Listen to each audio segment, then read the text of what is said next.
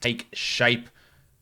Still got games to go in round one, though, so we're going to talk about those ones for Wednesday today. Michael Bolton. Let's get to it. Let's get to it, indeed.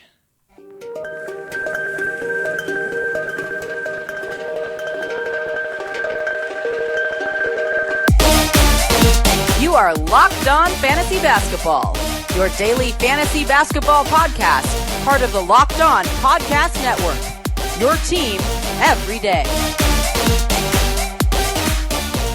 Hello and welcome to the Locked On Fantasy Basketball podcast, brought to you by Basketball Monster. My name is Josh Lloyd, and I am the lead fantasy analyst at basketballmonster.com and at Yahoo Sports Australia. And you can find me on Twitter, as always, at redrock_bball, and on Instagram at Locked On Fantasy Basketball. Today's episode is also brought to you by Built Bar. Go to builtbar.com and use the promo code Locked On, and you'll get $10 off your next order.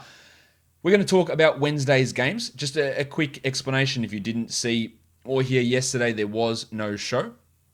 So apologies for that. My son, the night before, had to go into hospital. They admitted him into the hospital overnight. He had an infection in his finger that had blown up the night before and was obviously extremely painful and was getting really deep and spreading a lot. So it was so severe they obviously had to admit him into the hospital, give him IV antibiotics, and then yesterday he had to have surgery on that finger to clear out the infection, to try and scrape it out and drain the infection out. Everything went well with the surgery. They're going to wait to see exactly what the hell went on with that infection in his finger and what it was and how they're treating it moving forward. But at this point, he is still in the hospital. Of course, with COVID-19, he's in the hospital. Only one parent can actually go in at a time to be with him. There's no visitors allowed, so I haven't even been able to see him outside of FaceTime in the hospital. So that's why I wasn't recording yesterday, because I had to go down to the hospital to drop off clothes for him. And just all, of course, just my mind was with what was happening there, where we didn't know if there was going to be surgery happening and when that was going to be happening. So didn't record, but I'm back today, and fingers crossed everything is going well with the finger at this point, and he'll be coming home from that today. So that's some news there. Next thing is, if you haven't checked it out already, check out the mock draft podcast I did on Monday. Go and look at it on YouTube. Go and listen to it on your podcast player. Go and check the comments on YouTube, where if I don't pick who people want them to pick, they think that I don't know what I'm talking about, or that my accent precludes me from talking about basketball, or that I don't know anything and I'm a dickhead and I need to shut up, because that's exactly what people think when I'm doing a mock draft, because it always brings out the great comments. So go and check out that mock draft and tell me how stupid I am over there. But now let's talk DFS. Let's talk about these games for Wednesday. I'm recording this before Tuesday's games tipped off, so I have no results for you there. Of course, we know that the Boston Celtics are through already. The Miami Heat are also through in the Eastern Conference, as is the Toronto Raptors. There's only one Eastern Conference series left over at this point. We've got the Mavericks and the Clippers tied 2 games apiece. When that's going to change today. We've got the Jazz 3-1 up over the Nuggets before that game has tipped off, and the Rockets are 2 apiece over there on the with the Thunder, and the Lakers 3-1 up over the Blazers. The Bucks, the only other team I haven't talked about, they're 3-1 up over the Magic. So let's talk about those Milwaukee Bucks, because that is the first game coming up here for Wednesday, and they take on the Orlando Magic, looking to close it out. I'm looking at DraftKings pricing here, and there are 2 absolute monster spreads on Wednesday's game. The Bucks are 14-point favorites, and they're total 226. The Magic got game 1. That's true, and they haven't really gotten close since. Aaron Gordon is still questionable. Michael Carter-Williams is out again, so with no Gordon, that means Gary Clark, the Comet, he gets those minutes at power forward there. Let's talk point guards. Georgie Hill is listed at 3,900. He's been an okay value, but I think there's really limited upside with Hill, and I'm not even sure that his floor is all that strong, while Bledsoe at 5,800 is just getting some mid to low 20 minutes, or maybe mid to high 20 minutes. Not the guy that I'm super interested in either. I am much more interested in Markelle Fultz, who's at 5,100. He had 35 in 31 minutes last game.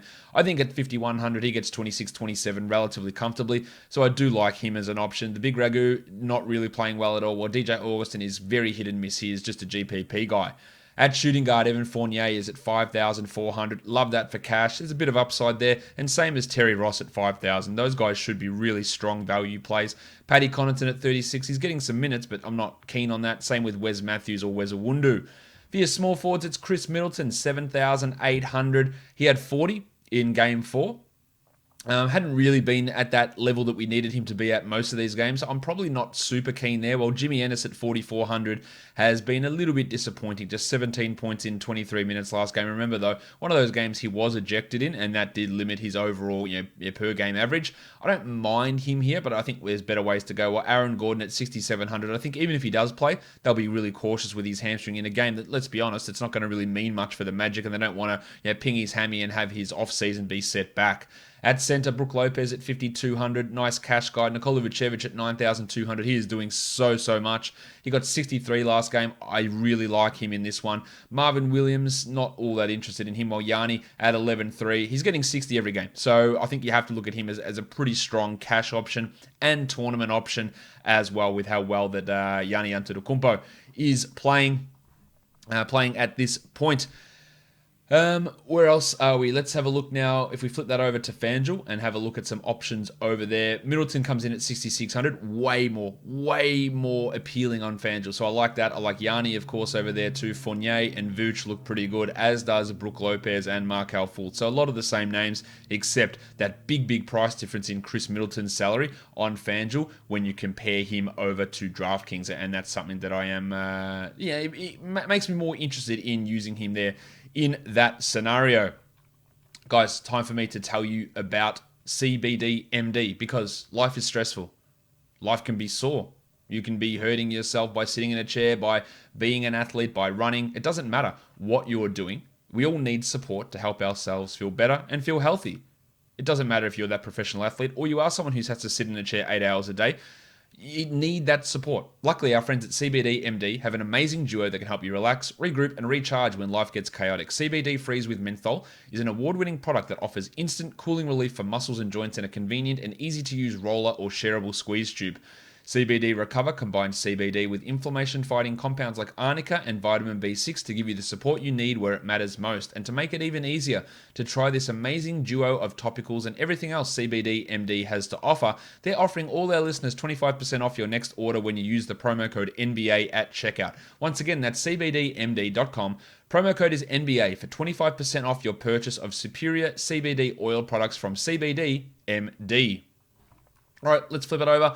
Next game up we've got is the Oklahoma City Thunder and the Houston Rockets. Rockets won the first two, the Thunder won the next two, so we're evenly poised here at 2 games apiece. Russell Westbrook is out again for the Rockets, so James Harden at 11,800 looks to be a strong option. I'd probably take Yanni at 11,300 over Harden, but this is a game with a spread of just 3, so a close-ish potential game, and Harden is going to have to push for big numbers without Westbrook, so I like both of those guys. Chris Paul's at 8,100. That might be pushing a little bit too high for Paul, but I'm not out on it. While Gilgeous-Alexander, he's averaging 47 over his last 3 and only at 7,400. Looks good to me. Schroeder's at 6,400, also getting a lot of minutes, a lot of touches, a lot of shot attempts. I think he's a pretty good option there as well. Austin Rivers is not. Shooting guards, you've got Eric Gordon at 6,100. He's playing pretty well. I don't trust the consistency from Gordo, and at 6,100, I'd probably leave him alone. While Benny McLemore at 3,300, he has been real poor. At small forward, Bob Covington's at 5,700. At least got some minutes back in the last game, had 28 points, but I don't feel super confident in him. He's always worth a tournament, though, tournament look, because he can get 4 steals, 3 blocks, and really blow up, and that makes him interesting at 5,700, while the Italian cock, Danilo Gallinari. Hands off my cock! He's at 6,300. Last couple of games have been disappointing for Gallinari. I don't only use him for tournaments at this stage. Danny House at 55, looking okay, especially as a cash player. I really like him. While Lou Gentz Dort at 4,200. Bort? Oh, come on, Bort? Mommy, buy me a license plate! No, come along, Bort. Are you talking to me? No, my son is also named Bort. He's getting a lot of minutes, Dort, but he's not really putting up the big points. If he was at minimum salary, then sure. 4,200, it doesn't really get me interested. At the big men spots, Jeff Green's at 5,600. My name is Jeff. He's been excellent. I really like that one for Greeny. Stevie Adams at 5,500, not interested, nor with PJ Tucker or Darius Bazley or Nerlens Noel. There's some real struggles with those guys.